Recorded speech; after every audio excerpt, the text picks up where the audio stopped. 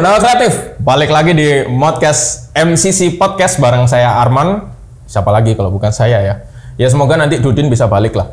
Oke, episode kali ini spesial banget, pakai telur. Kayaknya semua episode juga saya bilangnya spesial ya, enggak, tapi ini beneran spesial banget.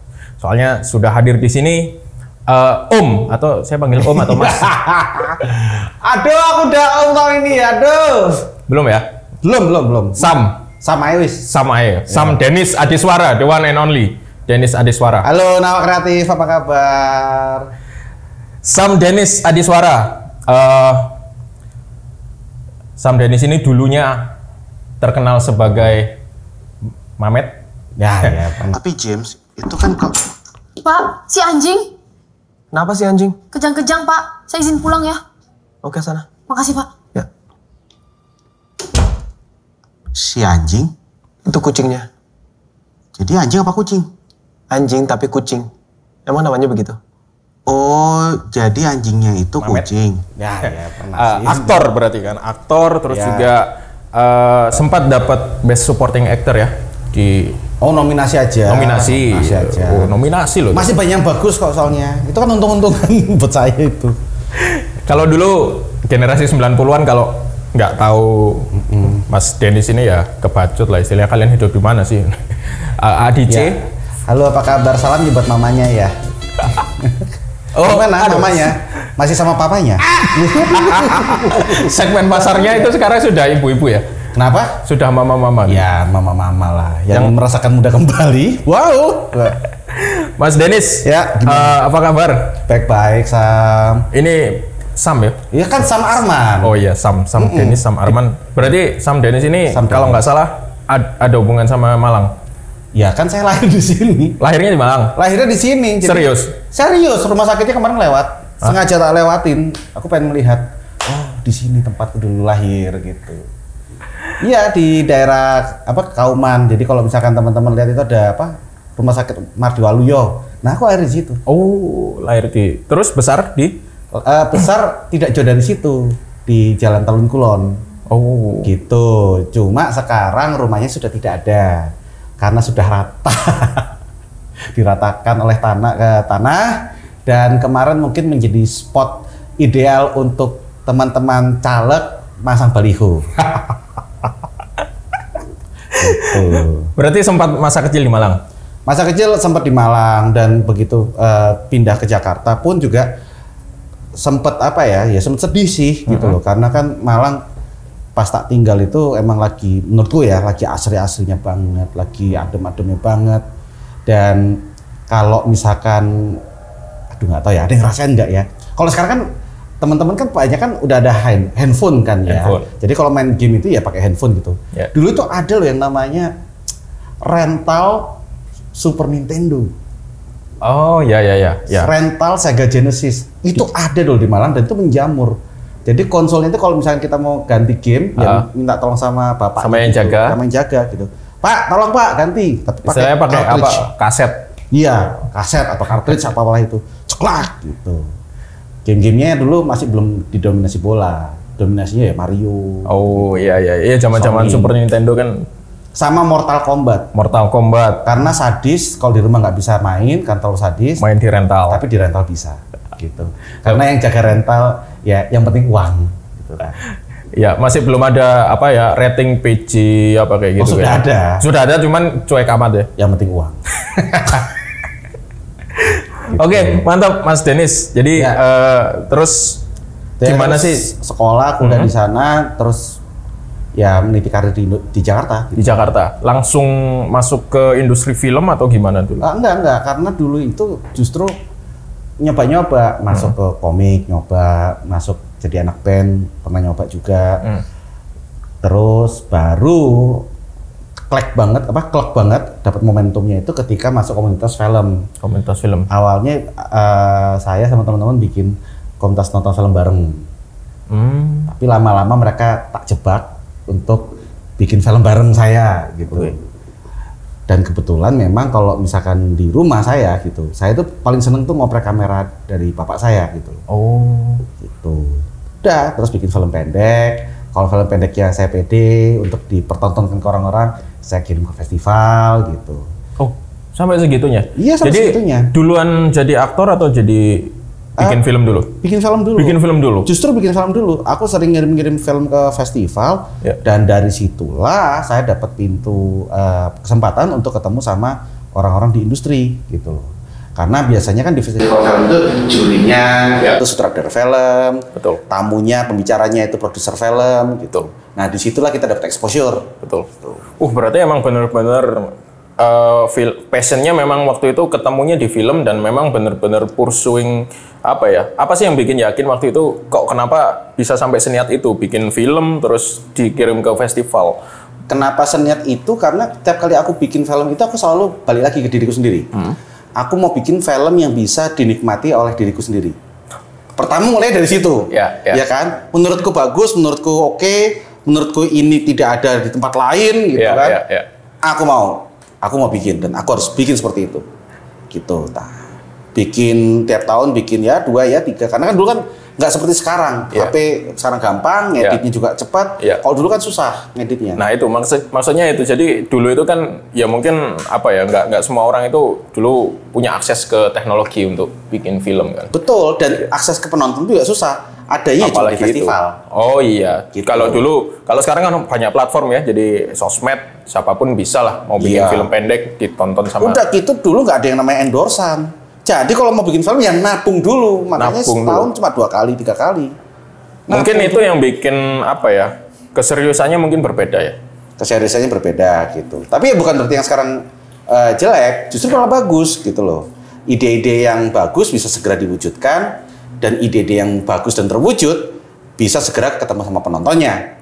Ditambah lagi ternyata ada bonus berupa endorsan, berupa sponsor, lebih mudah. Bagus lah sekarang itu. Ya, selain film yang mengorbitkan namanya Mas Sam Dennis ini sebagai aktor kan, ADC pastinya. Iya. Filmografinya, kalau yang bikin sendiri film-film yang sudah ada berapa film sekarang? Film sampai sendiri. Sekarang? Berapa ya? Pertama itu pokoknya aku bikin dulu Kualitas 2 tahun 2003, rilis 2004. Oke, itu pakai biaya sendiri lah gitu loh. Kalau aku punya orang tua yang baik, yang sampai rela jual mobil buat mendanai produksi gitu kan, dan rugi. Masa rugi, Mas? Rugi loh itu. Rugi, tapi paling enggak filmku itu apa ya, ternyata menghibur lumayan banyak orang. Salah satunya saya. Jadi jujur Mas, sebelum diceritakan proses kreatifnya tadi aku sempat bilang sebelum sesi taping ya. Aku investornya Kualitas 2 ini nonton kalau nggak salah sampai 3 kali atau 4 kali. Saya itu ingat banget Nawak Kreatif. Jadi itu sekitar tahun 2003-2004 ya, SMP, ketahuan umurnya. Tapi itu apa ya, waktu lihat film itu langsung semacam apa ya, mungkin itu saya nggak sadar kalau ternyata selera filmku itu yang seperti ini, atau selera humor, atau selera apa yang akhirnya itu kebawa membentuk kepribadian saya. Paling tidak sedikit banyak itu ada impactnya dari film itu. Kalau masih sekarang kalau mau lihat film itu ada di mana saya juga nggak tahu ya, jadi mungkin agak sedikit lupa. Tapi uniknya yaitu tadi, jadi nonton Kualitas 2 ini sampai antara 3 sampai 4 kali kalau nggak salah. Jadi itu dulu waktu masih SMP diceritain sama teman satu kelas. Film kocak abis lah, konyol apa gitu, bukan slapstick ya, tapi apa ya, komedi apa ya, komedi receh tapi divisualisasikan gitu loh. Iya. Lewat film. Kalau sekarang kan mungkin kalau generasi sekarang lihat lewat TikTok atau apa kayak gitu, biasa gitu. Tapi beda kalau dulu. Kita mau lihat hal-hal yang seperti itu tuh harus di bioskop kayak gitu. Akhirnya diceritain sama temen, saya nonton waktu itu, terus saya cerita ke temen saya yang lain itu tertarik ikut nonton, sampai kita ikut nemenin nonton gitu, sampai terakhir itu satu geng akhirnya nonton. Waktu mungkin udah lama ya di bioskop, itu malam. Ya nggak malam-malam banget, dulu masih SMP nggak bisa keluar malam kan. Tapi waktu itu bioskopnya itu akhirnya waktu sepi banget, jadi cuman kita itu satu geng, isinya mungkin sekitar 7 atau 8 anak, aku lupa, sama satu pasangan mojok kayak. Jadi kayak nonton bioskop private, dan itu saya nonton itu pertama kalinya sampai ya mungkin sampai sekarang juga nggak pernah nonton film di bioskop itu diulang sampai 4 kali. Ya 4 kali lah. Terima kasih loh, aku seneng loh ternyata bisa membuat happy sama Arman loh. Tapi ternyata masih rugi loh, ya apa ini? Masih rugi tapi. Tapi beneran sih itu justru yang walaupun rugi, tapi dengerin cerita-cerita kayak gini Sam, itu apa ya? Ya bikin aku ngerasa nggak rugi waktu atau tenaga bikin film itu gitu loh. Apalagi tadi ada yang mojok kan, mungkin akhirnya dia berkeluarga gitu. Iya, halo, mungkin masih inget Mungkin masih ingat di Romana. dulu gitu. ngapain aja waktu nonton Kualitas 2? Udah berapa anak? Berarti itu Kualitas 2 itu film apa ya? Film layar lebar pertama yang Itu diproduksi. lebar pertama yang memang aku direct waktu itu. Terus pernah nyoba juga judulnya waktu itu Kick and Love, yang main tuh Oka Antara waktu itu. Oka Antara sama siapa lagi, banyak lah pokoknya. Itu juga gitu, bikin tapi buat di Blitz Megaplex saja. Oh, Waktu itu. Terus abis itu Jomblo kan bikin series. Jomblo. Beberapa episode itu aku yang direct. Gitu. Nah, semakin ke sini waktu itu pas di tahun 2012 aku memutuskan untuk libur sebentar dari film. Malah aku ke arah startup waktu itu. Startup. Ya, ke arah startup, tapi media startup ya. Media startup gitu loh. Nah, 2012 sampai 2018 tuh saya fokus di media startup. Memang ada ADC 2, cuma itu kayak ya nggak sering syuting lah, cuma buat ADC 2 doang sama buat Mili Mamet aja gitu. Oh. Nah, aku seriusin syuting memang. Ya. Baru di tahun 2020 tuh mau syuting lagi. Udah syuting film. Terus Pandemi. Baru 5 hari syuting, ya tiba-tiba kok aku di ronsen kok ada bayang-bayang dan segala macam.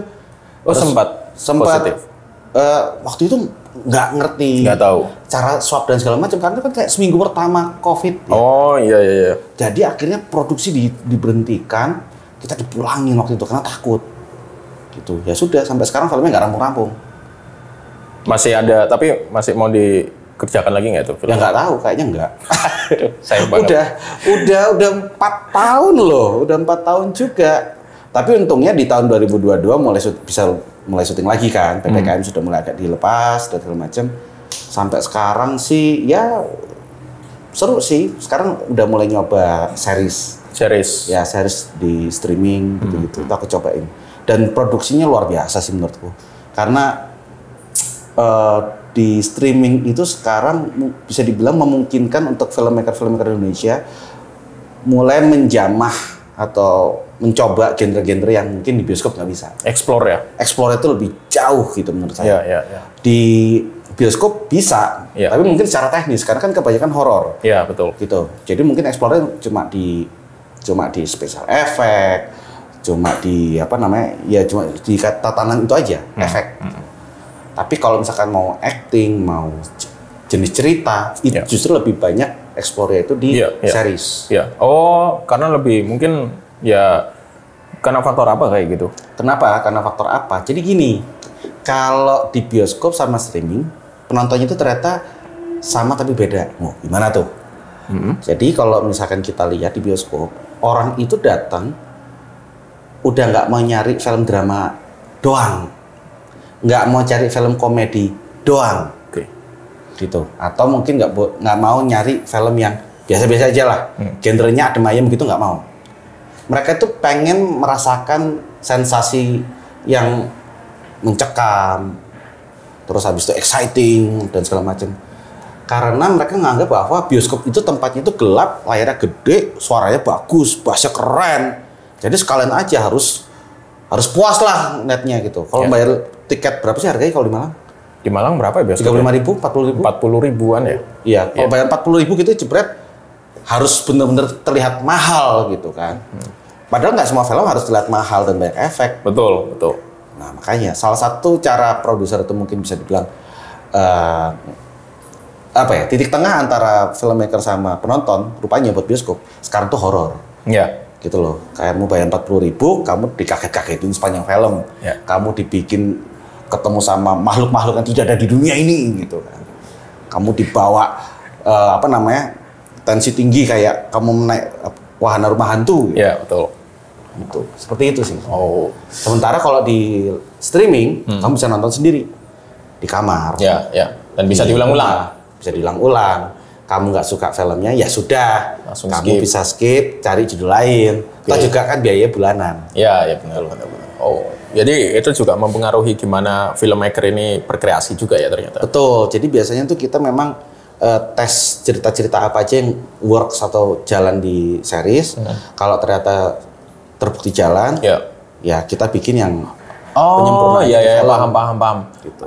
Iya sih sering banget dulu waktu masih awal-awal platform streaming masuk ke sini kan ada yang namanya episode pilot, terus setelah itu nggak dilanjut lagi mungkin karena setelah pilot mungkin flop atau apa kayak gitu. Ya. Itu salah satu tes Itu salah satu tes pasar. tes pasarnya. Karena gini, kalau misalnya kita sebagai filmmaker kita harus mikir juga bahwa orang ke bioskop itu kan butuh biaya, butuh waktu, butuh siap-siap mandi, butuh kena macet Ya. dan segala macam. Jadi biaya yang dikeluarkan oleh penonton itu jangan sampai bikin kecewa. Gitu loh. Harus benar-benar entertaining, harus benar-benar wah gitu. Oke, kalau tadi udah sempat ngobrolin tentang sejarah lagi. Waduh, Orangnya sejarah. masih ada kok sejarah. Ngomongin tentang passion dan aktivitasnya di dunia film. Tadi Sam Dennis juga sempat mention bahwa sekarang fokus di dunia entrepreneurship, bisnis. Nah, ya bisnis juga gitu. Nah, ini ada kaitannya sama kegiatan di Malang ya. Kemarin datang Iya. ke acara Startup Station. Yes. Terus kita culik ke podcast ini karena ternyata titelnya Sam Dennis ini selain director, filmmaker, actor, entrepreneur juga, tech enthusiast, gamer, banyak banget. Nah, ngomongin apa hubungannya sama startup?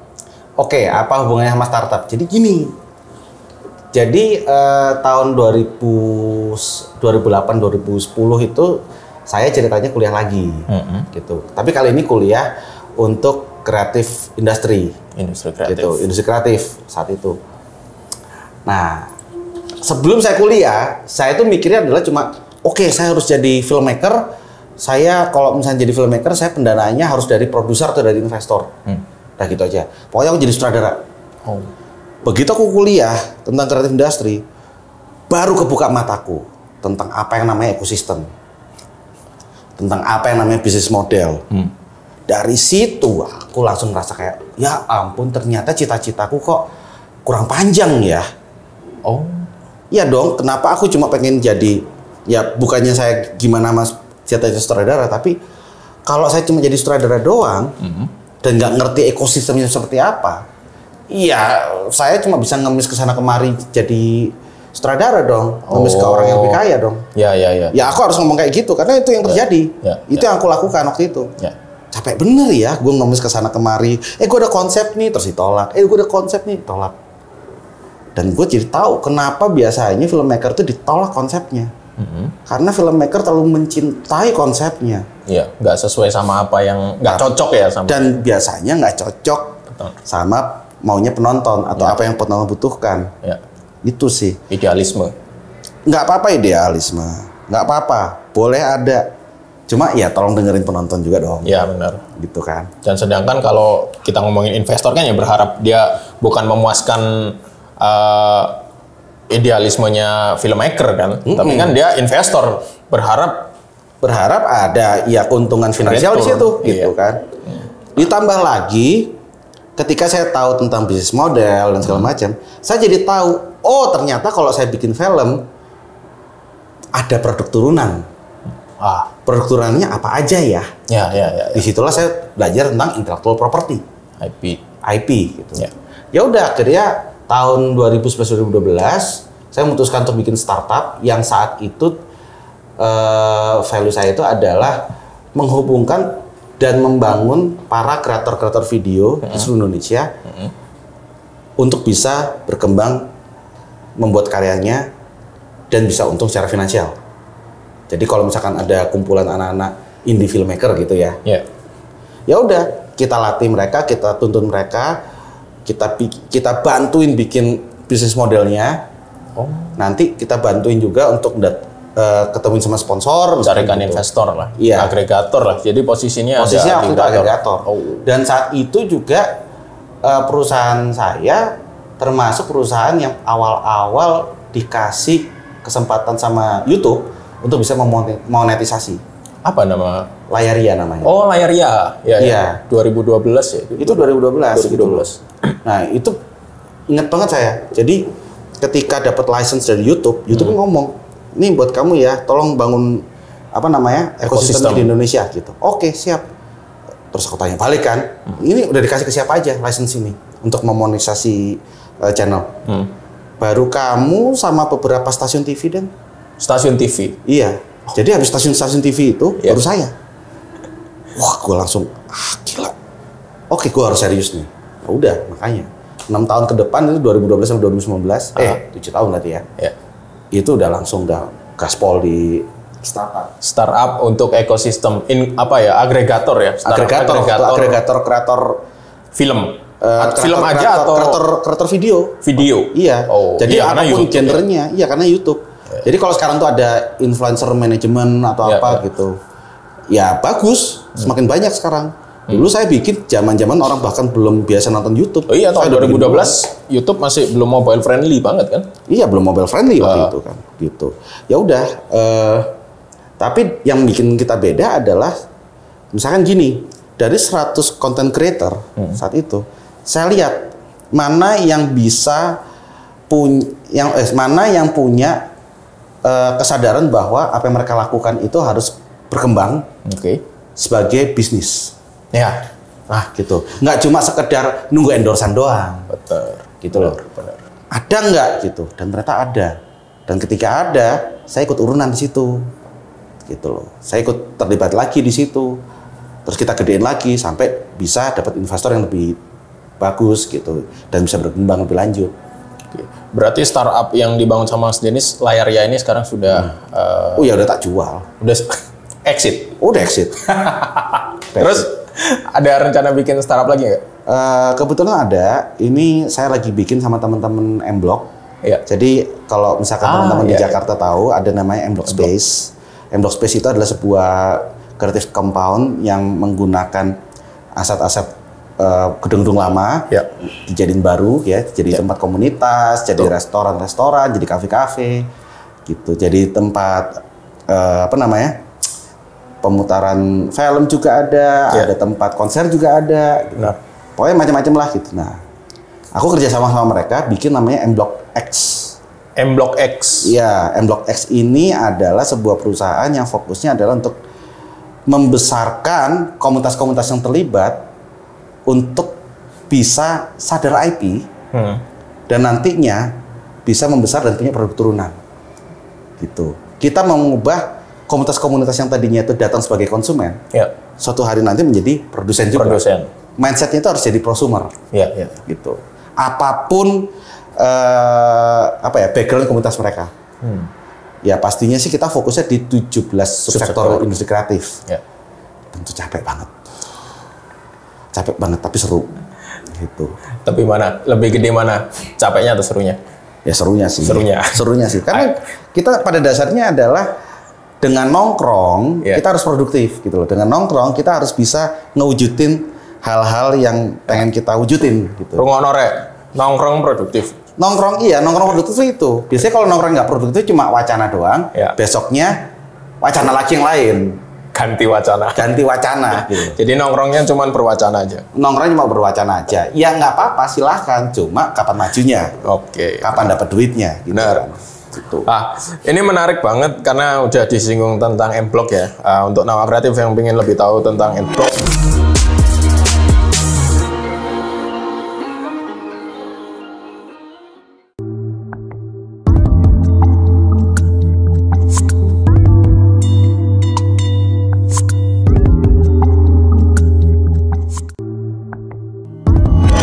Ini sebenarnya M-Block ini adalah salah satu inspirasi atau kalau bukan dibilang inspirasi, mungkin benchmarking dari adanya MCC itu sendiri sama Denis. Terima kasih. Jadi selain M-Block, sebenarnya ada satu lagi yang mungkin jadi inspirasi itu kan Bandung Creative Hub. Jadi BCH, MCC, BCH, M-Block, dan akhirnya sekarang ada Malang Creative Center. Jadi kalau BCH ini kita anggap sebagai kiblatnya atau referensi kami untuk MCC ini untuk menjadi ruang untuk ruangan empowerment ya. Jadi apa ya, kalau empowerment di bahasa Indonesia kan apa yang gratis atau ruang mendukung, menunjang Iya. pelaku ekonomi kreatif untuk mereka ini punya rumah.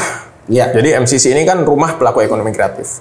Nah, tapi ini kita masih ngomongin kreatifnya dulu lah, Iya. belum ngomongin ekonominya. Nah, kalau kita mau ngomongin ekonominya, sebenarnya yang saya sendiri dan kita mau jadikan jujukan itu ya justru modelnya yang ada di M-Block. Karena kan M-Block ini kan bisnis sudah berjalan sampai akhirnya ada anak perusahaan X ini tadi kan, M-Block X seperti ini. Ini kan M-Block ini kan kalau bisa kalau bisa kita sederhanakan, konsepnya ini adalah makerspace compound, itu basisnya kan kolaborasi dengan pelaku ekonomi kreatif. Iya, Mau itu perorangan, komunitas, Iya. atau apapun itu, Iya. intinya adalah pelaku ekonomi kreatif yang berekonomi gitu loh. Iya. Nah, kalau Mas Denny sendiri sekarang di program X ini sendiri, targetnya itu apa sih Mas? Selain yang tadi? Oh, targetnya? Ya sebenarnya sih siapapun yang kita ajak kerjasama, komunitas manapun yang kita ajak kerjasama, pengennya sih 5 tahun dari sekarang mereka menjadi sesuatu, mereka menjadi someone gitu, Dengan apapun ya? dengan apa yang mereka suka gitu loh. Karena buat kami, kita tuh seneng banget kalau ketemu sama komunitas yang tadinya cuma mungkin sekedar kumpul-kumpul, ngata-ngatain, ngopi-ngopi, lucu-lucu, hahaha gitu. Ternyata bisa bergulir menjadi sesuatu yang luar biasa dan berdampak bagus, baik berdampak secara sosial maupun ekonomi gitu kan. Bisa membuka pekerjaan lebih banyak orang, bisa memberikan inspirasi kepada banyak orang, bisa bikin senang banyak orang, itu kan bagus gitu loh. Nah, seringkali teman-teman itu terhalang dengan tidak adanya tempat, tidak adanya fasilitas, dan tidak adanya teman diskusi. Iya dong. Kadang-kadang tuh tempat udah ada, alat sudah ada, tapi teman diskusi itu suka nggak ada, gitu loh. Dan yang lebih parahnya lagi adalah biasanya yang bikin teman diskusi itu menjadi tidak ada, malah kitanya sendiri. Karena kita membatasi. Karena kita membatasi dengan perasaan sungkan. Oh, sungkan. Aku tuh orangnya nggak pernah sungkanan. Aku lihat ada orang menarik, ada komunitas menarik, tak datengin. Lagi bikin apa kalian? Gitu loh. Kok kan rame juga ya, gitu. Bukan so asik ya? Bukan so asik. Karena aku merasa ada yang menarik dari mereka. Dan aku pengen tahu sudah sejauh apa yang mereka lakukan. Dan yang di kepalaku adalah, yang terjadi di kepalaku adalah, mereka bisa jadi apa ya? Cita-cita mereka sejauh apa ya? Mereka udah kepikiran belum ya? Kolaborasi sama misalkan komunitas lain. Itu tadi, seringkali mereka tuh nggak pernah kolaborasi.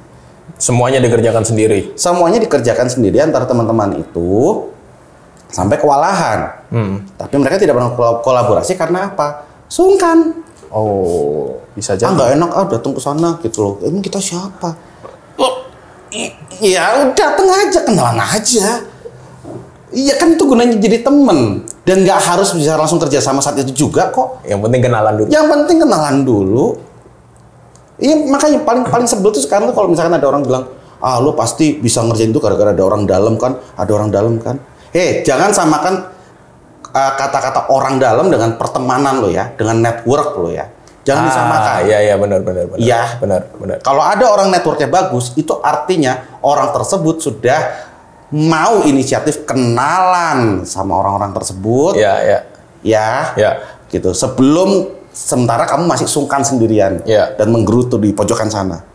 Benar banget. Lalu ketika mereka sudah menikmati hasil dari networking mereka, terus kamu malah bilang privilege. Itu privilege. Kamu kan orang dalam. Privilege itu dicari. Privilege itu dicari gitu loh. Dengerin tuh. Privilege itu dicari. Lu ngerasa kayak nggak punya apa-apa. Ya udah temenannya sama yang punya. Gitu aja kan. Sesimpel itu. Ya lu gampang deh bisa ngomong kayak gitu. Ya iyalah gue gampang bisa ngomong kayak gitu. Karena dulu pas gue nggak punya apa-apa, itu yang gue lakuin. Itu sih. Ya. Kalau ada orang yang lebih pintar daripada gue, ya gue temenin. Ngapain gue musuhin? Benar. Iya dong. Benar. Gojek sama Tokopedia aja jadi GoTo. Iya loh. Benar. Menarik banget inspiratif dan banyak apa ya? Maksudnya ya ini adalah mindset yang memang benar-benar Iya. harus ditanamkan. Karena gini lah, aku tuh pernah waktu itu mentoring UKM juga, aku sama teman-teman ya. Waktu itu di Surabaya, kita waktu itu lagi bantuin program Bu Risma selama 3-4 tahun gitu. Tahun berapa itu? Tahun 2015 sampai 2019. Dan Kenapa kok di Surabaya bukan di Malang? Kenapa? Padahal kan orang Malang.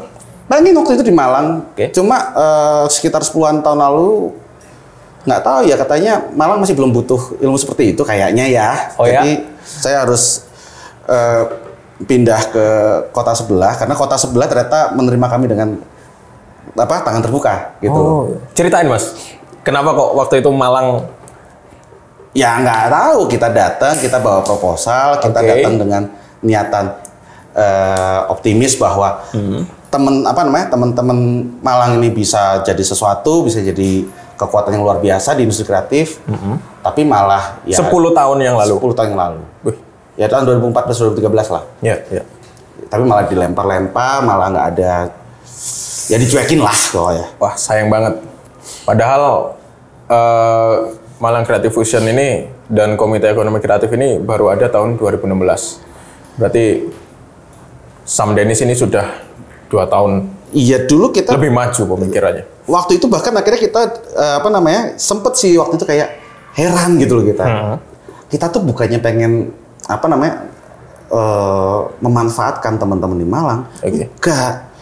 Aku cuma mikirnya gini loh. Kita tuh nggak mau adanya sentralisasi Jakarta toh. Ah, ya, ya. Kita tuh mikirnya gitu. Ya. Kita tuh pengennya semua kota-kota yang ada di Indonesia punya kesempatan yang sama untuk maju. Nah, kenapa Malang? Ya.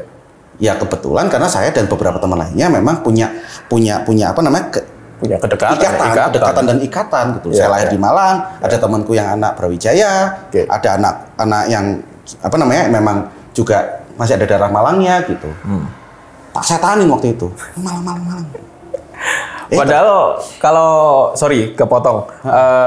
Padahal kalau nggak salah 10 tahun yang lalu itu terminologi ekonomi kreatif kan masih belum populer atau bahkan mungkin belum ada ya. Iya, nggak tahu. Tapi aku sih gini, aku nggak mau berpikiran yang gimana-gimana negatif aja. Ya mungkin kami presentasinya kurang bagus aja sih. Gitu. Mungkin presentasi kami kurang bagus dan kurang menarik aja gitu saat itu. Yang namanya juga masih bocil 10 tahun yang lalu. Ya kan? Aduh, sayang banget. Dan akhirnya kita waktu itu ke Surabaya. Ya. Kita dapat tempat juga waktu itu. Kecil kok, lebih kecil daripada MCC waktu itu. Kecil banget, bekas kafe gitulah. Tapi setelah setahunan di sana, kita dipindahin ke tempat yang lebih bagus. Alhamdulillah, terima kasih Pemkot Surabaya saat itu. Di jembatan niaga di Tunjungan, di-convert menjadi co-working space dan co-working space. Apa itu namanya? Koridor. Koridor ya, ya. Namanya koridor. Itu aku waktu itu sama teman-teman di situ. Itu. Jadi hidup sih gitu. Oke, Ya tapi nggak apa-apa. Aku malah senang sekarang sudah ada MCC. Nah, MCC bisa 8 lantai, gede banget sih. Nah, terus kemarin ya udah sempat keliling MCC. Gimana kalau menurut Sam Dennis adanya MCC ini? Kalau nggak dipakai sama warga Malang sih ya keterlaluan sih. Ini ini benar-benar sebuah bentuk dukungan Pemkot yang luar biasa menurut saya gitu.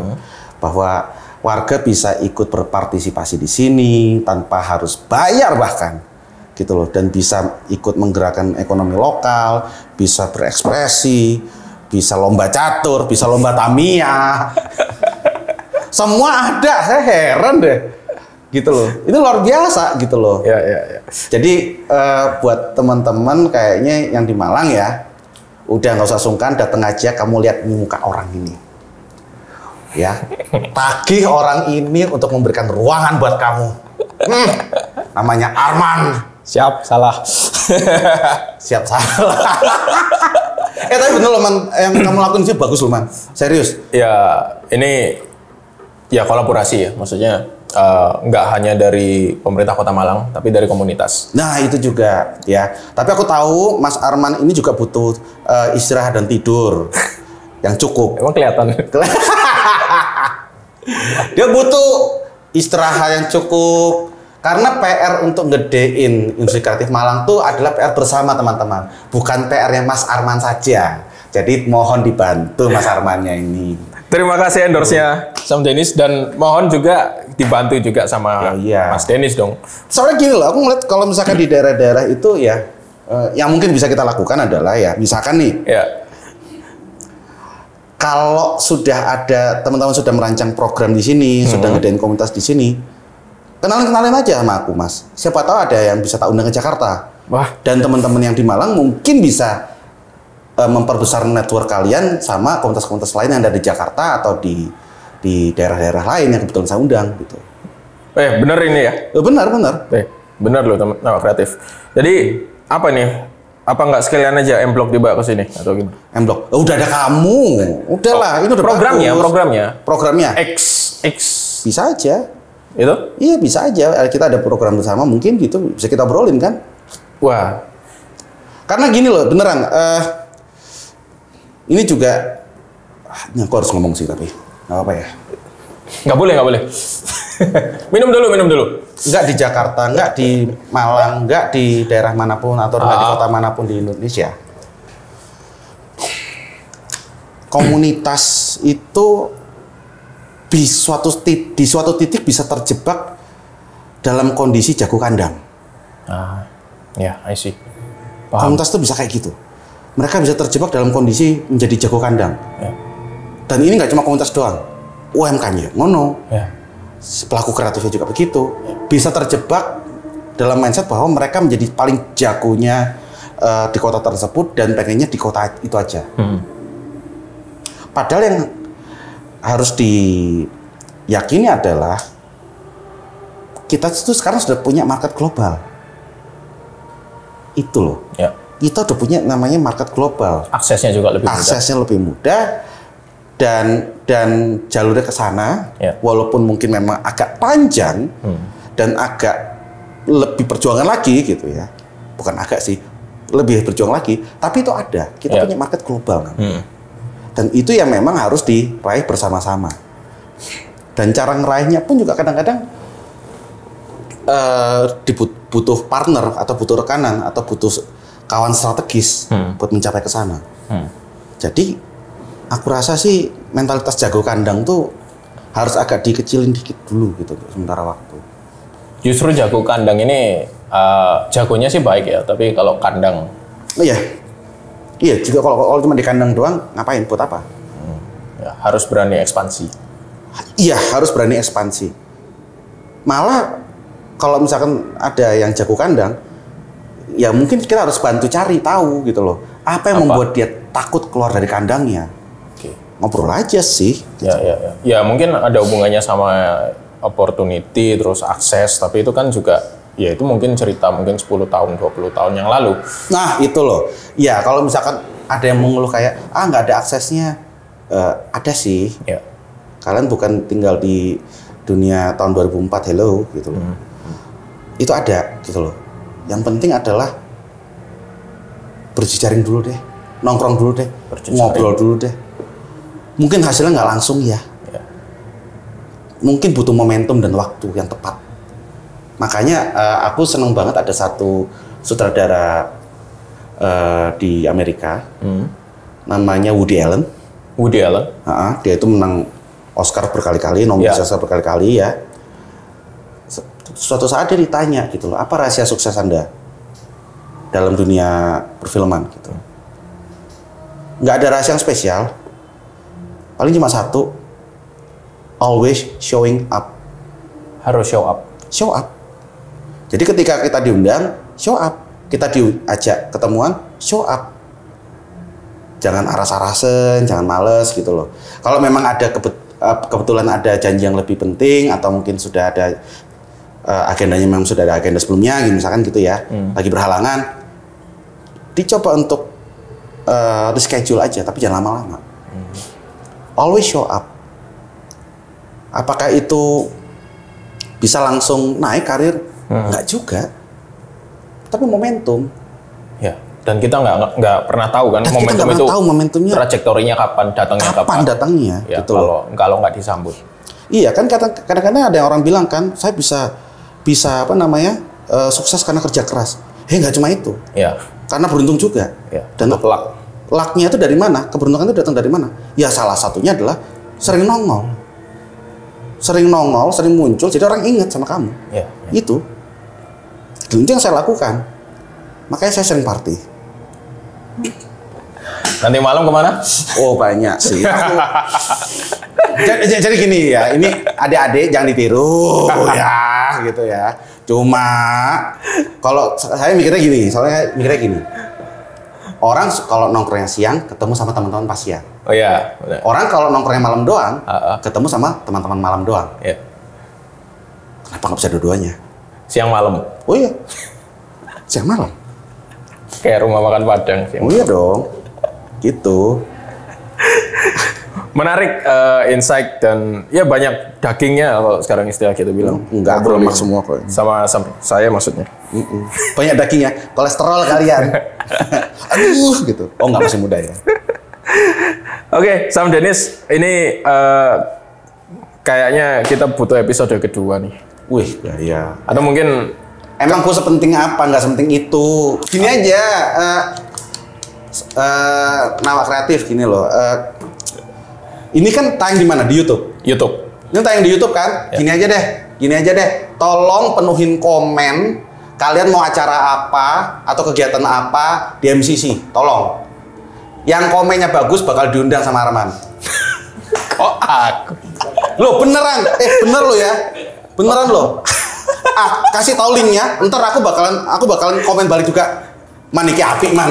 Oh, siap. Tak balas gitu ntar di komen. Dikurasi sama Iya, Sam Dennis langsung, terus nanti mungkin acara yang bagus mungkin bisa dibawa ke M-Block. Loh ya siapa tahu aja gitu loh. Siapa tahu aja kita bisa melakukan sesuatu seperti itu kan? Bisa jadi. Iya soalnya beneran. Mulai dari sesimpel itu. Kalau kalian nggak bisa show up secara Harus fisik show di up. sini, ya udah show up di channelnya MCC. Ya kan? Ya iyalah. Oh aku nggak bisa ke MCC karena hujan. Ya sudah. Rugi di Anda gitu. Aku jadi ketemu sama teman-teman catur di bawah. Baru kenal hari ini. Iya, by the way lagi ada apa? Ada lomba catur. Ada lomba catur. Ya kan? Kompetisi catur nasional. It's always a random meeting here in MCC. Dan itu yang gue suka. Emang gue butuh kenalan sama orang catur? Ya butuh kenalan. Terus butuh buat kerjaan mana? Gak tahu. Tapi mungkin suatu hari nanti kalau aku misalkan butuh pemain catur dalam jumlah masif, aku tahu siapa yang harus dihubungi. Ya dong. Itu aja sih. Keren. Oke, sayang sekali ngomongnya formal banget ya. Oke, sayang banget udah mau sudah habis waktunya party. Udah waktunya ini, party. Nanti mejanya diambil orang gitu kan. Karena Arman tuh udah pengen banget party gitu. Oh, Arman. Arman tuh paling suka karaoke party tau nggak? Nyanyi gitu. Kok iso? Ya. Oke, kalau gitu. Ojo diedit loh. Hah? Ojo diedit. Saya nggak ikut supervisi editornya. Ya bagus ya ojo diedit. Iya. Sama kok saya ngedit iki. Oke, kalau gitu thank you banget Sam Dennis Adiswara. Ya, semoga MCC juga makin maju juga ya. Amin. Ya. Thank you banget dan butuh bantuan kita target Pasti kita Sam Dennis ini jadi ambasadornya MCC gimana? Waduh, ambasador. Tahu nggak tugas ambasador itu ngapain? Nyariin sponsor. Lah, itu maksudnya. Itu kan. Ya bantu-bantu lah apa lantar gitu. Dan Siap. buat teman-teman juga kalau misalnya kalian punya ide bagus atau program bagus atau komunitas yang aktif, langsung kasih tahu sama Arman. Beneran. Nanti tak mungkin ke Sam Dennis. Ini cariin sponsor dong kegiatannya. Ya boleh aja, ayo sini gitu. Oke, mantap. Kalau gitu, thank you banget. Ya sama-sama. Kita harap nanti ada kolaborasi lebih lanjut. Ya dong haruslah. Harus jalan. Haruslah, suka gua sih. Sama M-Block. Ya, suka MCC M-nya M-Block. Waduh. Ya, MCC Asik. M-Block Creative Center. Bisa. Oke, thank you. Kita punya tagline yang selalu kita ulang-ulang karena MCC ini esensinya adalah tempat untuk berkolaborasi. Jadi kalau nanti kita ngomong mau kolaborasi, jawabnya bisa di MCC. Oke? Bisa di MCC. Mau kolaborasi? Bisa di MCC.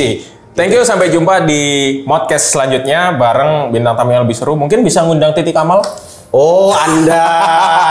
Itu ternyata agenda Anda, teman-teman. Jadi MCC ini dibuat agar bisa mendatangkan Titi Kamal buat Arman. Oke, thank you. Sun Mas. Ya, Sun. Seru. Thank you.